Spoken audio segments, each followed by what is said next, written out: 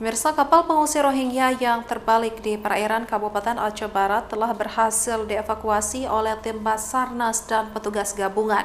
Namun dari 75 yang selamat dievakuasi, ada 76 orang lagi yang masih dilaporkan hilang dan belum ditemukan keberadaannya. United Nations High Commissioner for Refugee atau UNHCR Indonesia melaporkan pengungsi Rohingya yang kapalnya terbalik di perairan Kabupaten Aceh Barat sebanyak 76 orang termasuk awak kapal dinyatakan hilang.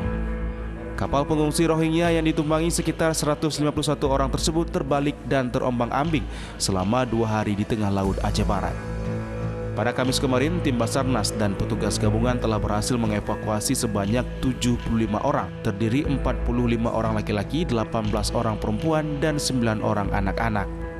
Menurut United Nations High Commissioner for Refugee atau UNHCR, berdasarkan hasil interview dengan Rohingya yang selamat, kapal tersebut ditumpangi sebanyak 151 orang dan yang hilang sebanyak 76 orang.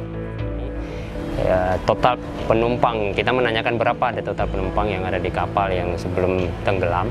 Jadi itu informasinya sekitar 151 orang.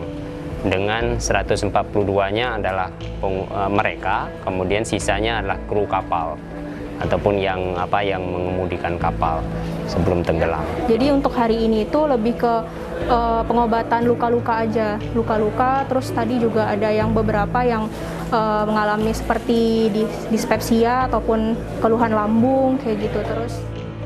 Sementara pengungsi Rohingya yang selamat kini telah ditempatkan di penampungan sementara di Gedung Bekas Palang Merah Indonesia (PMI) Aceh Barat.